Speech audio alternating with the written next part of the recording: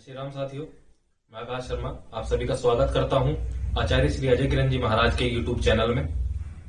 और आज एक वीडियो के माध्यम से आज हम आप सभी को जानकारी देंगे भारतवर्ष के एक पवित्र और पावन त्योहार के। मैं बात कर रहा हूं पौष माघ में पड़ने वाले मकर संक्रांति की, जिसे भारत में पोंगल उत्सव, माघी, खिचड़ी और उत्तरायण नाम से भी जाना जाता है। इसी दिन भगवान सूर्य नारायण धनु राशि से निकलकर मकर राशि में प्रवेश करते हैं और इस त्योहार को किसानों का त्योहार और फसलों का त्योहार भी कहा जाता है। तो इस त्योहार पर आपका क्या आचरण रहना चाहिए, प्रातःकाल से ही क्या दान करना चाहिए, क्या सावधानी रखनी चाहिए, इन सभी के बारे में हम आचार्य श्री अजय किरण जी महाराज के श्रीमुख से जानेंगे। तो आइए चलते हैं मकर संक्रांति के इस पवित्र त्योहार के बारे में जानकारी प्राप्त करने के लिए। तिथिर्विष्णुस्तथा वारो नक्षत्रं विष्णुरेव च योगस्य करणं चैव सर्वं विष्णुमयं जगत्। हरिओम नारायण। प्रथम तो आप सभी को 14 जनवरी सन 2022 दिन शुक्रवार में मकर संक्रांति के इस पुण्य पर्व पर हार्दिक मंगल कामनाएं। आप सभी का शुभ हो। ये पर्व आप सबके जीवन में ढेर सारी खुशियां लेकर के आए। और आइए इस पर्व के विषय में हम जानते हैं। धनु राशि से मकर राशि में जब सूर्य नारायण प्रवेश करते हैं, उसी को हम मकर संक्रांति के रूप में जानते हैं। वैसे तो सभी संक्रांतियों का बड़ा महत्व है, लेकिन उन सभी में मकर संक्रांति का विशेष पुण्य कहा जाता है, क्योंकि इसमें सूर्य दक्षिणायन से उत्तरायण भी जाते हैं। एक तरह से देवताओं का दिन प्रारंभ हो जाता है, इसलिए भी मकर संक्रांति का विशेष पुण्य कहा जाता है। इस बार 14 जनवरी में सूर्य दोपहर 2:29 पर मकर राशि में प्रवेश कर रहे हैं और उसका पुण्य काल प्रातः 8 बजे से ही प्रारंभ हो जाएगा। जैसे सूर्य उदित होता है और उनके उदित होने से पूर्व ही पृथ्वी पर प्रकाश हो जाता है, आसमान में लालिमा छा जाती है। सूर्य उदय के पूर्व ही ब्रह्म मुहूर्त प्रारंभ हो जाता है और सभी प्रकार के मंगल कार्य प्रारंभ हो जाते हैं। इसी प्रकार से भगवान सूर्य नारायण के मकर राशि में प्रवेश करने से पूर्व ही उसका पुण्य काल प्रारंभ हो जाता है। वो पुण्य काल प्रातः 8 बजे से ही प्रारंभ हो जाएगा। इस प्रकार से मनाएं हम इस मकर संक्रांति को। प्रथम तो हम प्रातः जागरण के लिए सूर्य उदय से पहले ही जग जाएं, सूर्य उदय से पहले ही उठ जाएं और उठ करके स्नान आदि जब हम करते हैं तो इस दिन मकर संक्रांति पर हमें तिल का उपटन बना करके स्नान करना चाहिए। जैसे हम हल्दी आदि के उपटन से स्नान करते हैं, ऐसे हमें इस दिन तिल के उपटन से स्नान करना चाहिए। और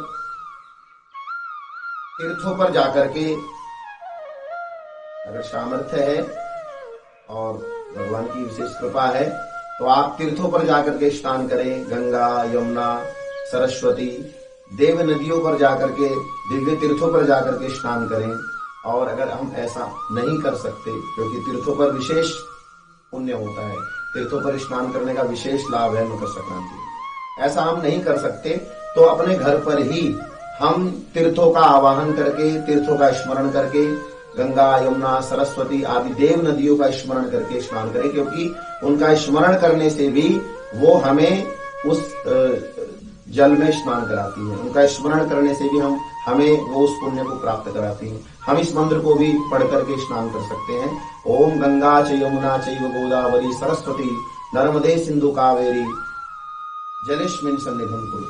इस मंत्र को पढ़ करके भी हम स्नान कर सकते हैं। इससे हमें तीर्थों में स्नान करने का ही फल प्राप्त होता है। प्रातः स्नान करने के बाद पंचदेव पूजन करें। भगवान गणेश, भगवान विष्णु, भगवान सूर्य नारायण, भगवान शिव और माँ आदिशक्ति भगवती, ये पंचदेव कहलाते हैं।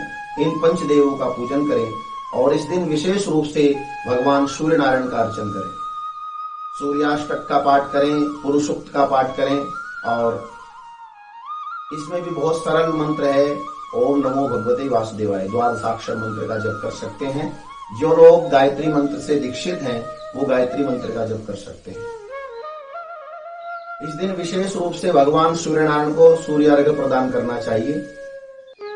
सूर्य अर्घ्य, सूर्य जिस समय प्रकट होने वाले हों और लालिमा आसमान में होती है, उसी समय सूर्य अर्घ्य प्रदान करना चाहिए।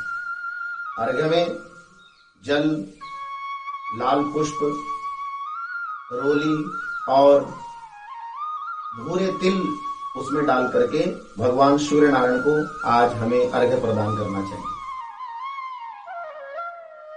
पंचदेव पूजन किया, इसके बाद हम हवन करें। सूक्ष्म रूप से अपने घर में ही छोटा सा हवन कर सकते हैं।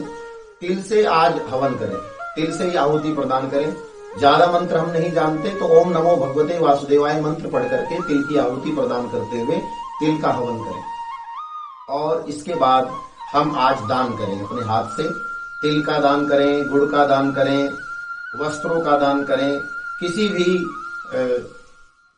की भी सहायता करें, किसी भी रूप में। आपको लगे कि आज हम इस व्यक्ति का इस रूप में सहयोग कर सकते हैं, जो भी आपको लगता है उससे आप दान करके आज सहयोग करें। तिल दान करने का आज विशेष महत्व होता है, क्योंकि साक्षात तिल भगवान नारायण के पसीने से, उनके श्वेत से प्रकट हुए हैं, तो तिल दान करने का आज विशेष महत्व होता है। इसमें दान के साथ साथ तिल का ही भोजन भी हमें करना चाहिए। हमें तिल ग्रहण भी करना चाहिए, ग्रहण भी हमें करना चाहिए, खाना भी तिल को ही चाहिए। तो तिल को ही हम ग्रहण भी करें, भोजन के रूप में तिल को खाएं। और इस बात का ध्यान रखें कि हम जो गुड़ के साथ में तिल ग्रहण करते हैं वो हमें आरोग्यता प्रदान करता है, हमें शारीरिक आरोग्यता प्रदान करता है। तो उसको ज्यादा न कूटें। भूरे तिल के साथ में गुड़ के लड्डू बनाएं या हम तिल पट्टी बनाएं, उस रूप में हम तिल ग्रहण करते हैं। तो इससे हमारा जो हमारे शरीर में अतिरिक्त वेट होता है, वजन होता है, वो भी अपने आप कम होने लगता है, हम स्वस्थ होने लगते हैं। साधन धाम मोक्ष कर द्वारा पाई न जेहि परलोक सिधारा। ऐसा कहते हैं कि जो शरीर हमें मिला है ये भगवान का भजन करने के लिए मिला है, और भगवान का भजन करने के लिए शरीर को स्वस्थ रखना पड़ता है। इसीलिए ऋषियों ने हमारे लिए ये सब व्यवस्थाएं बनाई हैं, ताकि हम अपने शरीर को स्वस्थ रख करके भगवान के नाम का साधन करते रहें, पुण्य करते रहें, दान करते रहें। उसी से हमें ये विशेष लाभ प्राप्त होता है। और इस दिन हम भगवान का स्मरण करते हुए, भगवान का नाम लेते हुए अपने समय को ईश्वर के चरणों में ही अर्पित करें। विशेष रूप से आप इस बात का ध्यान रखें कि आज के इस मकर संक्रांति के पुण्य पर्व पर हम जो भी कर्म करेंगे उसका हमें अनंत गुणा फल प्राप्त होगा। आप जो भी करेंगे उसका आपको अनंत गुणा फल प्राप्त होगा। इसलिए आप विशेष रूप से ध्यान रखें कि आप ज्यादा से ज्यादा भगवान का नाम स्मरण करते हुए अच्छे कर्म करें, दान करें, पुण्य करें। ऐसे आप अपने इस पुण्य मकर संक्रांति के पर्व को मनाएं। और विशेष रूप से आप कुछ सावधानियां ध्यान रखें कि हमें इस दिन में कौन कौन सी सावधानियां बरतनी चाहिए। एक तो सबसे पहले प्रातः काल में जल्दी जगना चाहिए, क्योंकि लेट उठने से भी दोष होता है, लेट उठने से भी पाप लगता है। तो इस दिन आप प्रातः काल सूर्योदय होने से पहले ही जग जाएं। क्यों? क्योंकि हमें भगवान सूर्य नारायण का स्वागत करना है। कहीं ऐसा ना हो हम सोते रह जाएं और भगवान सूर्य नारायण उदित हो जाएं, तो वो हमारा स्वागत करेंगे। और वो पधार रहे हैं तो हमें उठ करके उनका स्वागत करना चाहिए। इसलिए आप सूर्योदय से पहले ही जग करके स्नान आदि से निवृत्त हो जाएं और सूर्योदय के समय पर भगवान सूर्य नारायण को नतमस्तक होकर के प्रणाम करें, उनका वंदन करें, अभिनंदन करें। और इसी के साथ साथ आप क्रोध का त्याग करें, क्रोध न करें इस दिन, क्योंकि क्रोध के कारण आप कोई भला बुरा कह सकते हैं, किसी के ऊपर क्रोध करेंगे, किसी का दिल दुखा देंगे अपने क्रोध से, किसी को कष्ट प्रदान कर देंगे। ऐसा करने पर आपको पाप लगेगा और इस दिन पाप भी अनंत गुणा होता है। आलस्य न करें आप। और कई बार कुछ भिक्षुक आदि जो कुछ मांगने वाले होते हैं, हम उनको कुछ देने लगते हैं, तो देना चाहिए, बहुत अच्छी बात है। और अगर आपका मन नहीं भी होता है तो आप क्रोध न करें उनके ऊपर, कोई भला बुरा ऐसा कोई शब्द न कहें जिसके कारण उनका मन दुखे।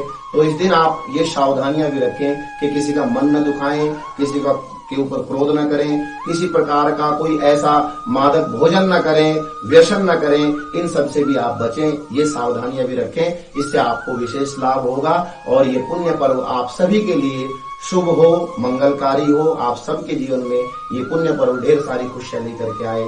हरि ओम नारायण। तो साथियों, आप सभी ने इस वीडियो में आचार्य श्री अजय किरण जी महाराज के श्रीमुख से जाना है मकर संक्रांति त्योहार के विषय में।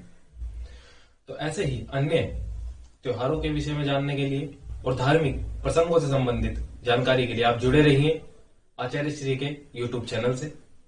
और अगर आपको ये वीडियो पसंद आई है तो इस वीडियो को लाइक करें, चैनल को सब्सक्राइब करें, और अगर कोई संबंधित जानकारी चाहिए मकर संक्रांति के त्योहार से तो इस वीडियो पर कमेंट करके अवगत जरूर कराइए, आपको सवाल का जवाब दिया जाएगा। बहुत बहुत धन्यवाद। जय श्री राम।